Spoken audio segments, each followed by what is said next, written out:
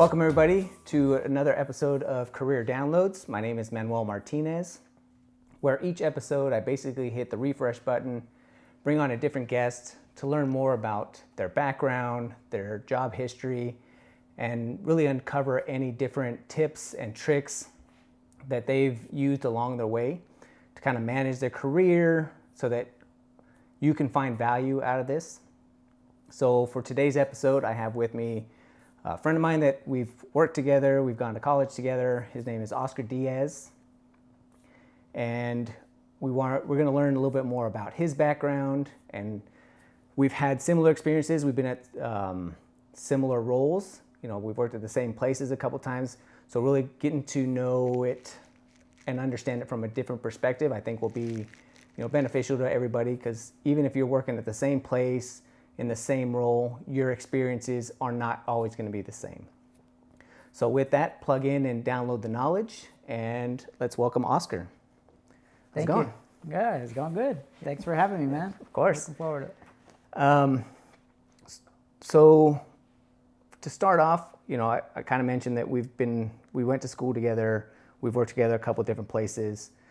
So what I've been doing with all the different guests is if you just take, and again, you don't have to go in detail, just kind of a quick summary of kind of where you grew up, and then eventually kind of how you got to Vegas.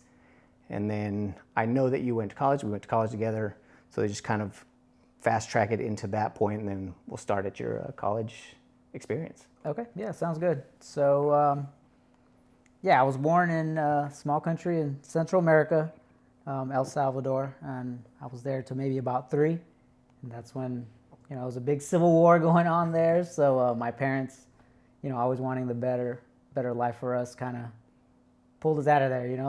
They left that country. It was definitely not a safe place to be. So they moved us to Hollywood, or the Los Angeles area. I was there through all my elementary, and then even back then, it was not affordable to buy a house or to move ahead, right? And my parents, like I said, they were always looking to just have a better life for us. So they decided to move to Las Vegas. And I've been here since, maybe about 6th grade. So they went from Hollywood to Las Vegas. I don't know. They were trying to be in the limelight or something, but that's just, Vegas was more affordable. It was a good place to raise a family, be able to buy a house. And that was always a big thing for them, is to have a house. That's what brought us to Las Vegas, and then I've been here since. So nice. And so I know that you went to UNLV. When you first kind of enrolled, well, actually, I'll take a step back. You actually went to CSN first to get some credits, and then eventually transferred over to UNLV. When you did that, when you kind of enrolled in college, did you have an idea of what you wanted to do, or is it something you discovered once you were at college? Yeah, for me, I didn't have a plan. Like, I'm not somebody who says, I had a plan, I knew exactly what it was going to take for me to get there. That was not the case at all. I knew I was going to go to school. That was never a question. My dad taught me early on, if education is key, and if you don't want to be doing the jobs that I'm doing, you need to attend school. And I saw the jobs, 2-3 jobs that he would have, and how hard they were working and the odd hours that they were working. So I knew for sure that was not for me. I wasn't going to let that go to waste all this effort that he was putting in, that they were putting in. So I knew I had to go to school. I didn't know what I was going to study. So initially I was like, I'll go into business. Like I'm sure a lot of people do, right? They want to own a business. Seems easy. So initially that's what I started to go to school for, is business administration. I said, when I get out of here, I'm going to be a business owner. Like somebody was just going to hand me a business to open when I was done with school. But as you know, that's not the case. School is really that's not really what school is for, right? Or going to college. So I was going through business, all the business classes, and maybe I think it was my junior year, I was like, okay, what am I really going to do with this? Like, where am I going with this? And, I talked to my counselor. I said, what are my options? And at the time I was working in an office. I had like an office job, a couple hours a week. and I was really into the computers. And as a matter of fact, I broke the computer there at the office because, I was editing some files, I was trying some things, and that's really what I liked. But little did I know, is like I was able to delete files, but I couldn't add files to it. So there weren't permissions for me to re-add those files. So that's how I actually broke it. I changed some system files. I was able to remove them, edit it, and I was like, oh, I'll just replace it at the end of the day when I'm done. Well, at the end of the day, I try to put these files back, and I didn't have access to create. I didn't know anything about computers, right? I was just trying to learn. That's what I was doing, and I was like, oh man, let me just restart it. Restarting always helps, right? So I restart it. Well, all those files that I edited wouldn't let it boot back up. So it was a DOS prompt, and it just couldn't get past that part. So since then, that's why I went to talk to my counselor. I was like, what are my options? What else can I do without being set back 2-3 years? I don't want to extend my college career that long. And that's when he suggested, information technology. And I was like, oh, really? Okay. And it would only maybe add another semester or so. So that's how I switched over to being IT. So I got my business degree and I got an IT degree. So I have a double bachelor's. So, but initially it was just going to be business. Yeah, no, and I've talked about that with different people where they're always like, oh, I'm just going to go college. People are going to hand me jobs. That's kind of the way it's painted, at least. Like, hey, go to college, get a degree, because that's what's going to help you, move on and get another job. And it's definitely not the case. At least it wasn't for me.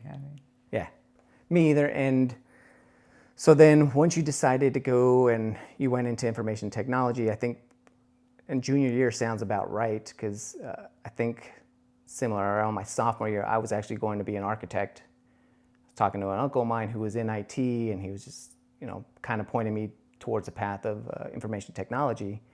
And I want to say it's around our junior year that we met, started taking classes together, and then eventually we graduated, right? And then after graduation, what was that process like for you to graduate and then go and try and get your first job? Yeah, so for me, I don't know if it was luck or what it was, through a connection that I had made at school. I kind of just walked into a job. Didn't have any real experience, other than school. School, go through some programming classes, several IT classes, but it's nothing like the real world, right? So through my connection, he was going to be leaving that job, and he said, hey, Oscar, I know you're in IT. Do you want to take over this job for me? You just have to go interview with the owner, see if he likes you, make sure you guys are a good fit, and then you just take over this job for me. And I was like, okay, I'm going to be out of school here in a little bit. Yeah, of course, I'll take this. Not knowing really what an IT job was, right? I had no idea. So I showed up, I interviewed. I never shy away from a challenge. So, I talked to the owner, he liked me. He's like, okay, I can offer you this much. Fresh out of college, I was like, yeah, that's great. I was going to take whatever, but the number was higher than I anticipated. So I was like, yeah, of course, I'll take it. Not even really knowing what to ask. Like, what does this job entail? Like, what am I going to be doing? I just didn't care. It was an IT job, and I was going to do whatever it took, and I was going to learn whatever I needed to learn. So yeah, that's how I landed that first job, and I kind of had to do it all. I had to do some network administration, systems administration, web design, even some training, because obviously the owner didn't know much about computers. So I had to teach them how to, simple stuff, word processing, Excel, those kind of things. So that job I threw myself out there, and it was just sink or swim. I had to learn everything right then. I mean, it was like Windows NT. I hadn't dealt with a server before. It was a ISDN connection. I had no idea how to manage a router or a switch. That's not what they teach you in school. You go for information technology, but they don't really teach you those things, right? Unless you're focused in those areas. But yeah, so it was fun. I mean, I like the challenge. So. And that role, was it like, did he tell you you're going to be an IT technician? Was there any role of it, or it was just like, hey, it's an IT job, and come in and do it? And it sounds like you're the sole IT person, so there's nobody to train you. Like, I don't know if he was there and kind of did a handoff to you, or if it was just like, hey, you started, 2 weeks later, he's gone, figure it out. It wasn't even 2 weeks later. It was just like, okay, he likes you. You start on Monday. Let me know if you need anything, if you have any questions. And he no longer showed up, my friend. He was done. He was moving on. He was going to go into accounting. And so he had a big accounting job coming up. He just didn't have time for that job anymore. As far as the position itself, it was IT. Like, it wasn't specific. It was just anything that encompasses a computer I had to do. And during that time, so I know now it's easy. People are just like, oh, I'll just Google it and figure it out. So I know when we were coming out, this is early 2000s, there was the internet. It was shortly after, so I remember when I was in college, I was still on dial-up, right? And there wasn't really broadband, so like if you did look something up, I remember, it just takes a while for that to load. So what were you doing? Like you said, ISDNs and all this stuff that you had no exposure to. What was your process to try and learn it or figure it out? Like, who did you contact? Yeah, when I really got stuck and it had to be up like then and there, I would either email my friends, say, hey, I know you set this up way back. Do you have a list of IP addresses, or do you have a list of connections that these guys are supposed to connect to? And when he had a chance, he would respond. Other than that, I would read. I would get a book. You could search the internet. It just wasn't as vast, right? Like, it wasn't as easy to get. So the documents I was reading were maybe the most detailed, or I learned visually. So let's say a lot of pictures. It didn't have a lot of pictures. So I would definitely have to read and just trial and error. When I first had to set up, TCP IP settings, and I was like, what are these? Like, what is all this? Like, how does it actually connect and get out of this area? Like, how do I talk? I know they want to talk to other offices. How do I do that? And yeah, just through trial and error, just kind of figuring it out, knowing that they needed it done and they needed it to work. I just read as much as I could, and nope, it's not this number. Okay, let me try the next number, and I think that's where I gained a lot of my troubleshooting skills, to where sometimes even when you have the instructions, steps 1 through 10, it doesn't always go that way, right? Like, you get to step 4 and it's like, wait a minute, this goes completely different direction than what these steps take me. And yeah, I learned a lot of troubleshooting there. And how long did you stay in that role, and kind of what propelled you to go on to the next job? I mean, was it just, hey, similar to your buddy, did you find something else? Were you just kind of done with that place? What made you move on? And then, kind of how did you prepare for like the interview process again? So here it sounds like you had your network connection, right? A friend of yours that was the one that kind of helped get you started and bring you in. What was that process to get on to the next role? Yeah, that job was a blast. It was fun.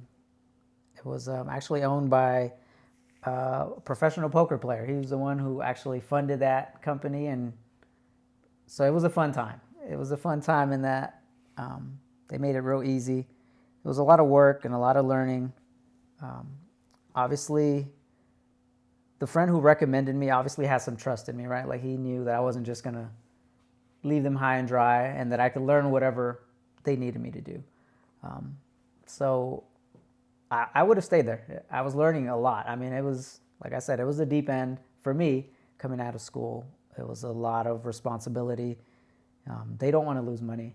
They want to make money. So I would have stayed, but he went on to other ventures, right? He was going to close up shop. He wanted to try his luck in a different business. So they gave us a heads up. So I knew that was going to be drying up and closing. So I knew I had to go get a job. So I just started interviewing. I was going to take whatever IT job. I thought I had good experience, I mean, that's all the experience I could have. So I just started interviewing, and I was pretty confident. Not that I knew everything, but I was confident that I could figure whatever they threw at me. So, I got a few other jobs, like some help desk jobs for an ISP, and I learned early on that was not going to be for me. Like a call desk, a call center, to where the calls just answer automatically for you. You have a headset, like the call comes in. It's not you picking up a call. It's like, hey, you're on the phone with a customer. So I knew early on that was definitely not for me. That's not the way I operate. I'm pretty methodical. I'm kind of slow. I like to make sure I know what I'm doing. And in those jobs, it was just like, hello, somebody's there and they need your help. And I did learn that I like helping people.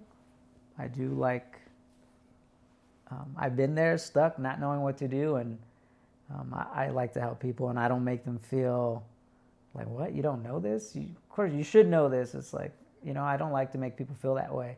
And I think that's why I've always had a good relationship with my customers. So yeah, when I left that job, like I said, I had a few help desk jobs, and that's when I went to work for, it was like they do credit card processing. And that was weird because I had never had, it was like a roundtable interview. All the candidates were sitting in one room. Like, it wasn't me just going in there and meet with a panel. You're sitting with your competition in a round table, and the owner is there, and he's just asking everybody questions, which is hard because sometimes the person in front of you gives the answer that you were going to give, right? So you're like, do I just want to copy this guy? Or so that was a strange interview, but And for that, so they were asking the same question to every candidate, or was it, well, they'd ask a question and you had to be the first to answer? Like, how did that work? It was different ways. Like, they did ask the same question to all of us, go around the table. So I feel sorry for the last guy, right? Because there's only so many answers you can give. But, or at times they would just pick a person. Like, what do you think about this? Or what would you do in this scenario? And, all I could do is answer from my previous experience, which wasn't much, maybe 1 or 2 jobs. Or I would answer with how I wanted to go forward, right? And I think when I sat down with the owner after, obviously, I got that job, he said, that's one of the things that I liked. Everybody answered with everything that they've done in the past. You answered with where you're going in the future. He's like, and that's what I'm looking for. It's a help desk job. It's, a call center. If you're this is your end goal, then I'm no good there. He's like, that's not what I'm looking for. He's like, you were looking past what's the next job? Where's this job going to lead me?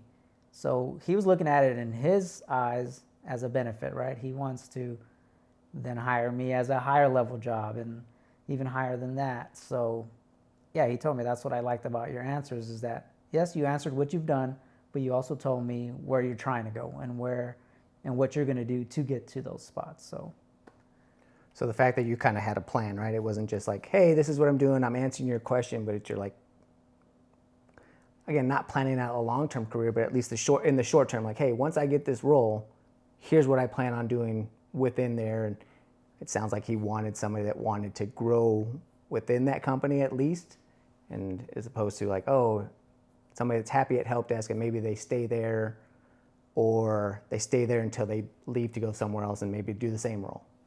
Right. And like I said, it wasn't like I had plans. I don't really operate that way, but I knew what I didn't want to do. And that was a help desk job, right? So I knew I could do it, but I knew I didn't want to do it long term. So, and that came through, right? I said, I can do this job to the best of my ability, but this is not my end goal. I want to move forward, whether that's a system administrator, whatever positions they had afterwards. And at that time, I was really into web design. So he liked that I had some experience creating websites and being a web designer or a webmaster at that time, right? That's what it was called at that time. Now it's a web developer, but at the time it was a webmaster. So he liked that I had that experience. But yeah, like I said, I didn't have a plan like where I wanted to get to. I just knew where I didn't want to be. So answering calls, answering the phone, not that there's anything wrong with it, that's a great job. It was fun and you learn a lot, but that's not the way I wanted to help people. I wanted to help them in different ways. So, yeah, so as much as my plan goes, I just knew where I didn't want to be.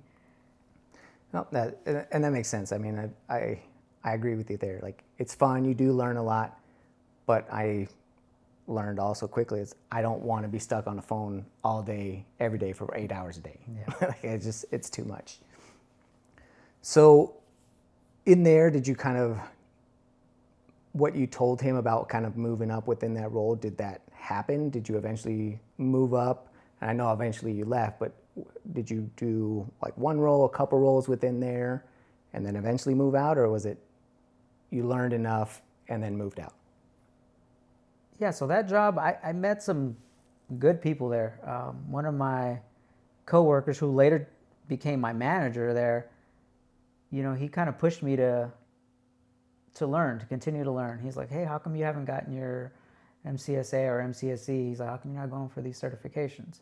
And I was like, oh, I have a degree. He's like, yeah, that's great. You know, for later on when you're a manager, you're a director, those degrees will help. He's like, but right now you should probably be getting certifications. And before that, I didn't think anything of certifications. You know, I was like, I didn't really know much about it. So he got me, you know, we would come into work and he's like, every day in a slow time when there's no calls, let's go ahead and study a chapter a day or whatever we can get in this 8-hour shift, right? Because sometimes we'd work late night or like the graveyard or like swing shift and graveyard. So there would be some downtime. He's like, instead of us just sitting here twiddling our thumbs, let's just read these chapters or read it the night before and then we can discuss it, you know, when we come in the next day. And I was like, okay, I could do that. I mean, I was fresh out of school still, you know, I'm still in the learning mode. So yeah, he got me going. I remember I got my Windows XP book and that was going to be the first Microsoft certification exam that I would go take. So yeah, he got me reading and he kind of fed that to me to just keep learning, you know. I mean, you want to move on and that's great that you say that, but you have to put in the work, right? Nobody's just going to come hand you a job. So yeah, he showed me that to keep learning, and it actually, you know, it paid off. So I did that job for maybe, I think it was like 8 months, and then it was time. They had an opening as a implementation specialist or like a trainer. You train the customers on how to install the software, and you help them troubleshoot. And yeah, I interviewed for that, and luckily I had read all those books and taken that Microsoft certification. You know, that's the operating system that those customers were using. So everything was fresh and the terminology was good. When I met with the owner again to interview for that position, he was like, yeah, he's like, I see where you started and you're not just sitting here answering phones and knowing our software, which is good, but not only do you know our software, but you know the operating systems that you'll be working on. So yeah, that's how I got promoted. No, that's pretty cool. I didn't realize that you were doing, I kind of vaguely remember some of the training part and being able to kind of explain how that works to other people. Now, is that something that they trained you to be the trainer, or did you kind of have to come up with your own material just based on your experience? Like, hey, I know how the software works, and you're just kind of coming on the fly. Was this like a training class, or as this software gets installed and they're doing the credit card processing at their office, you're just basically doing like that hands-on, you know, side by side, like, hey, let's do this, click here, click there, kind of what, when you say trainer, what does that mean? Yeah, so it would depend. Sometimes it would be for hotels, right? So sometimes it would be CFOs in there. Sometimes it would just be controllers. It would be accounting people. So there'll be times there'll be 1 or 2 people on the other line. There'll be times there's a whole room full, right? Everybody needs to know how the software works, how we're going to do it. This is the issues we're having. We can't get it installed. Every hour that goes by, we're losing money, right? Like, or if we're submitting our statements to the credit card processing company, we're getting charged fees for every transaction that's incorrect.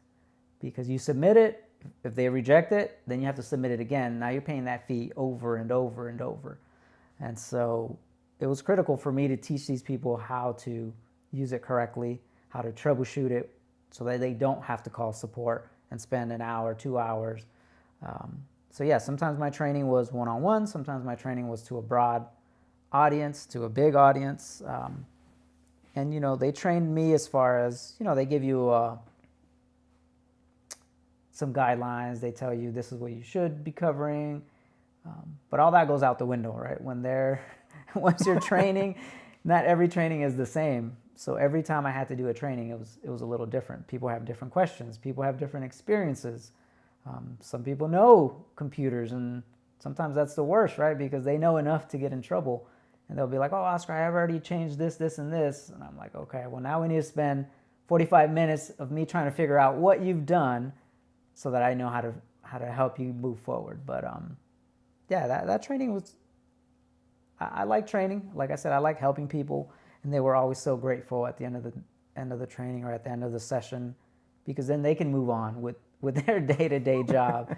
And they can go to their management saying, okay, we resolved it, right? So yeah, that part was fun. But And then what did you do as you've kind of moved on from there, right? So did you have any more roles, or after you did training, you kind of shot your way off into another role? yeah, for there, I left. It was just, I had learned as much as I could learn there. There was no other position for me to move up to. And that's one of my recommendations is once you at a job, you feel like, okay, you've mastered it, or you're not pushing yourself anymore, or you're not really learning anymore, then maybe it's time to move on, right? And early on in my career, I did jump around job to job searching for that. Like I wanted to keep learning.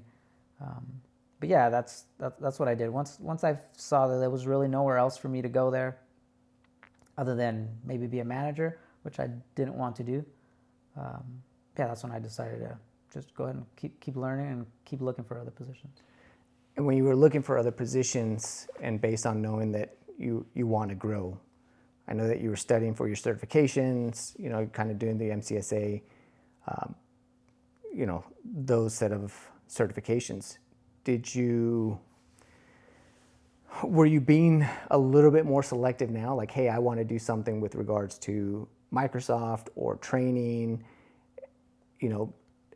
I know you want to grow, but did you have an idea of what you want to grow into, and were you working on skill sets to move into that role, or you're like similar to in the past ones, like, well, I'm going to push myself and I'll just figure it out when I get there?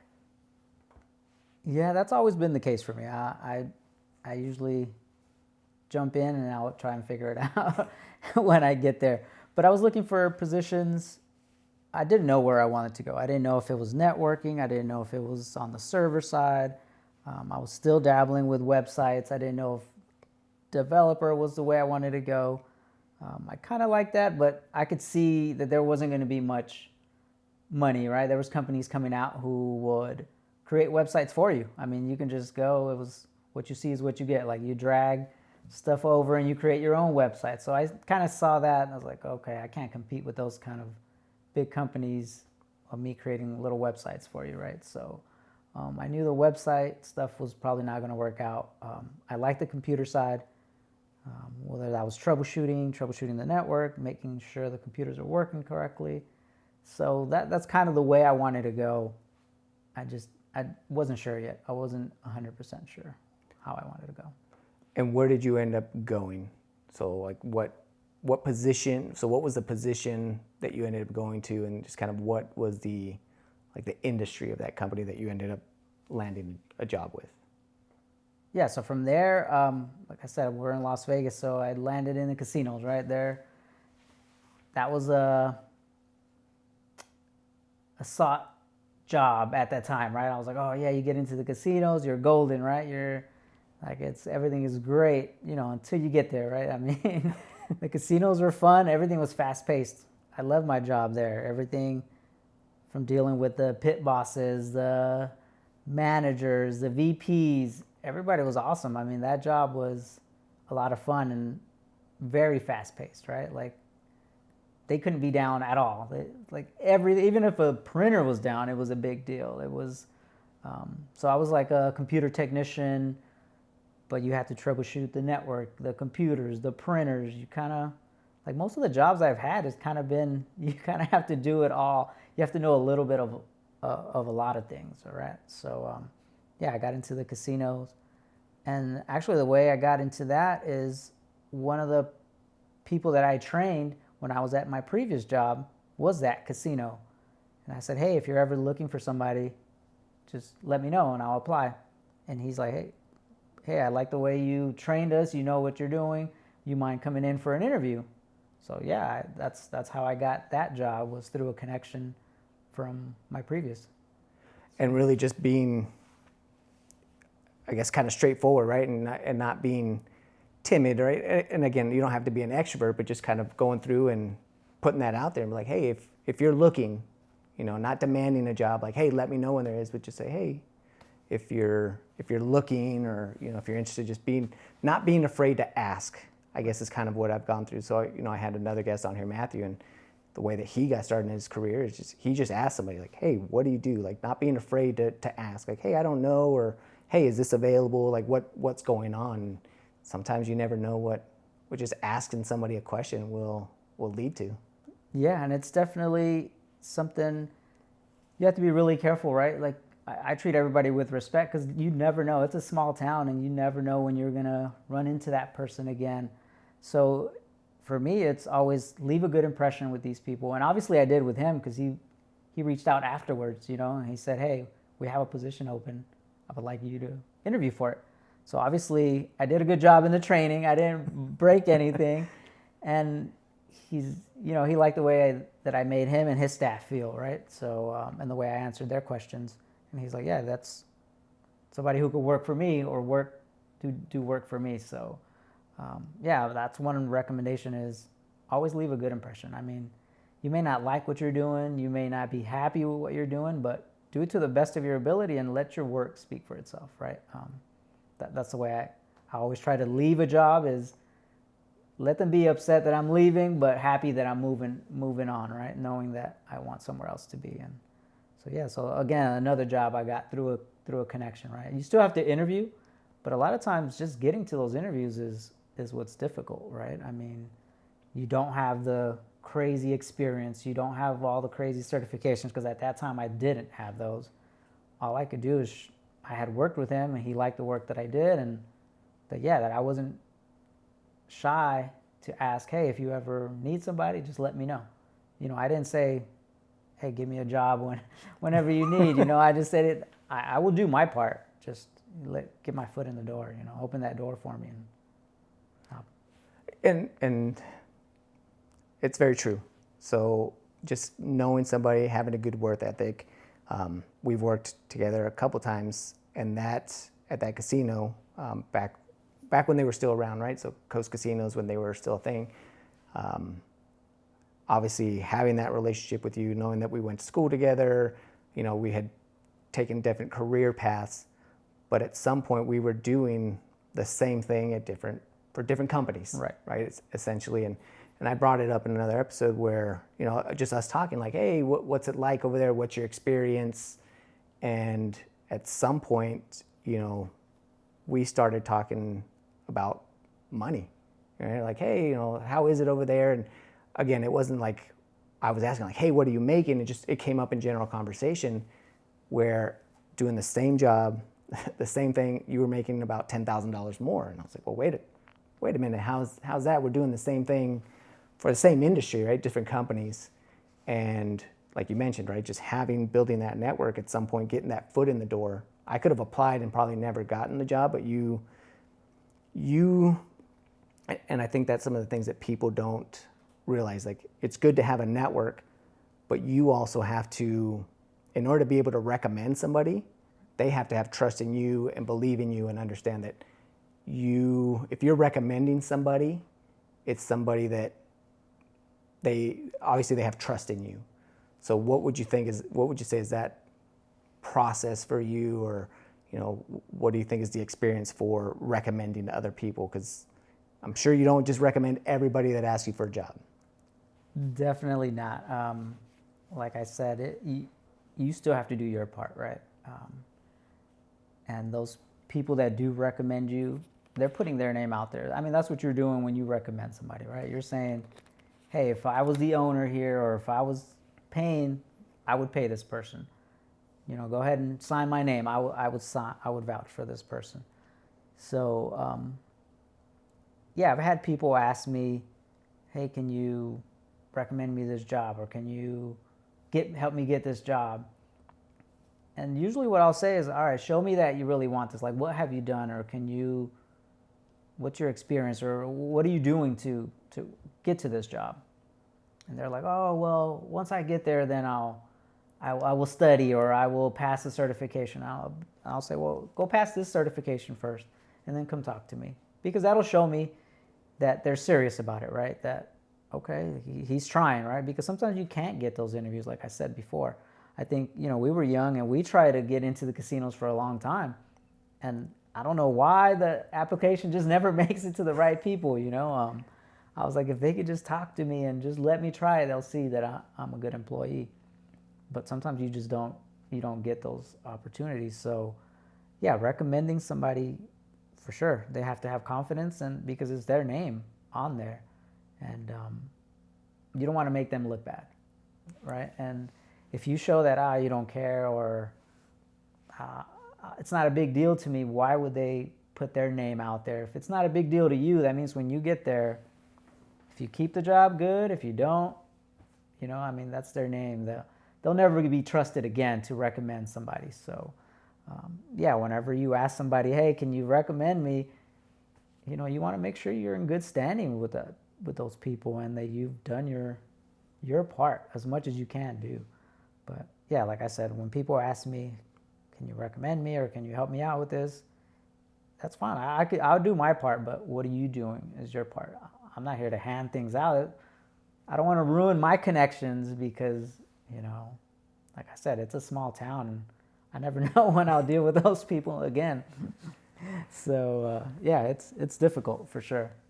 And especially in that situation, right, where that's the first time, like, we've never worked together. We knew each other, we knew kind of our careers, but to kind of put your name out there, and it's something I didn't, at the time, I probably didn't realize it. I didn't realize the impact that would have to you. To me, it's just like, oh, hey, can you help me get over there?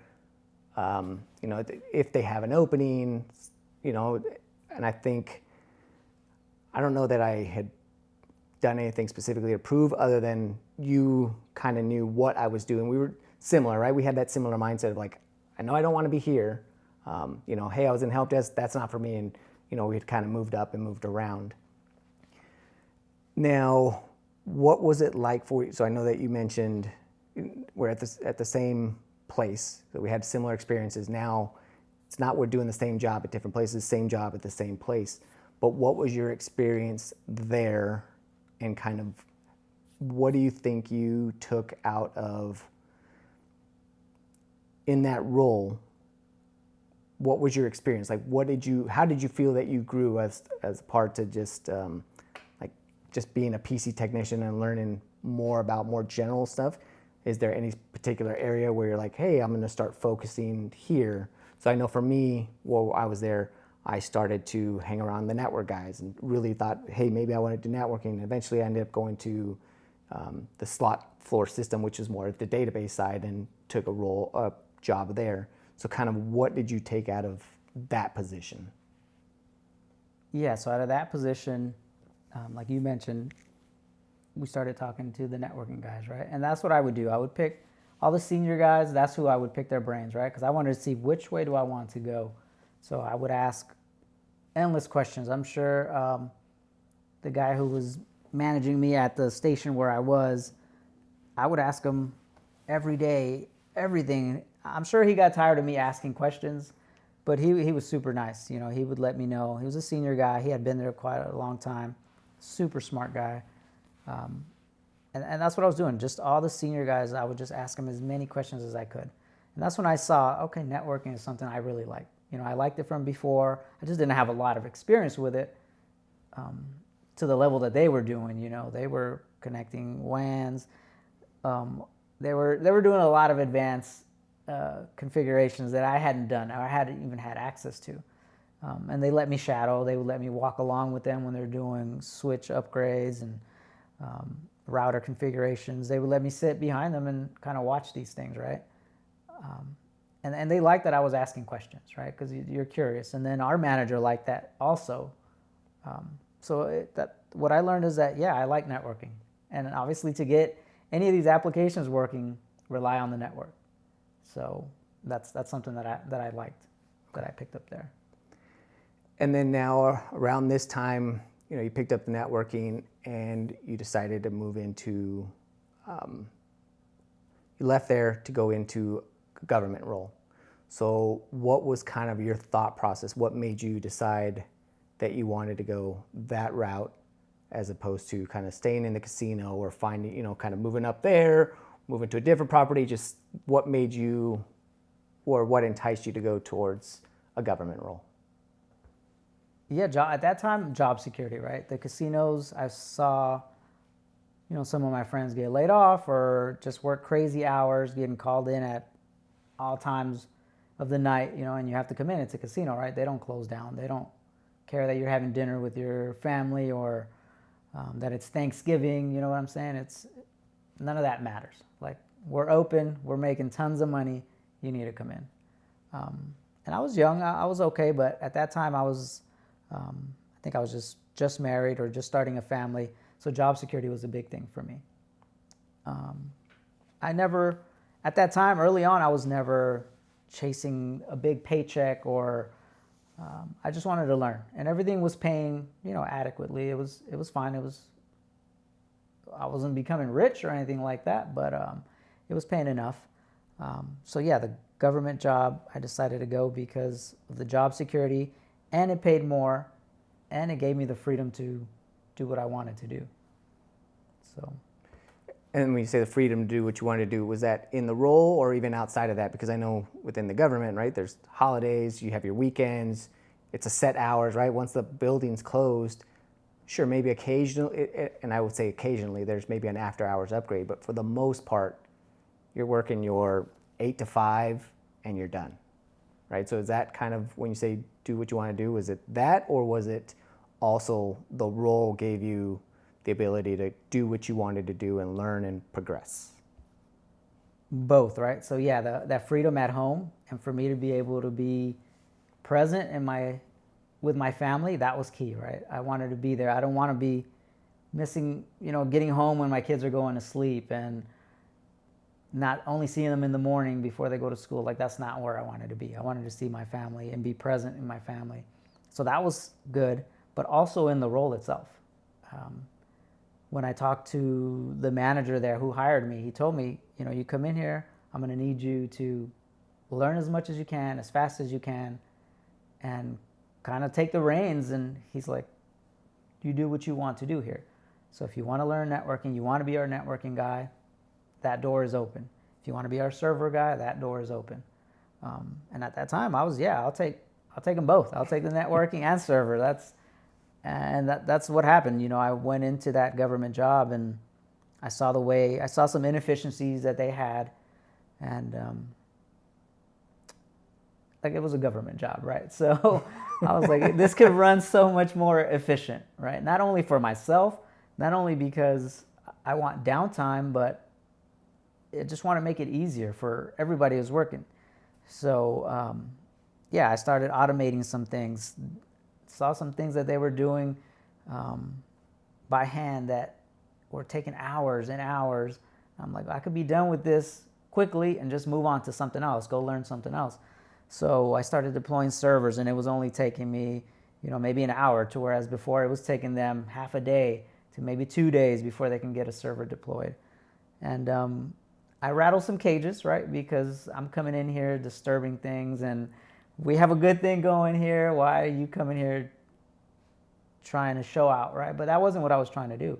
It's just I was still in a learning mode, right? Like, I was still hungry for knowledge, right? So for me, I wasn't doing it to mess with anybody else. I was just doing it to keep feeding my need for knowledge. So if I'm automating this and I don't have to spend time deploying some mundane, clicking next, like, what am I really learning by clicking next 10 times? You know what I'm saying?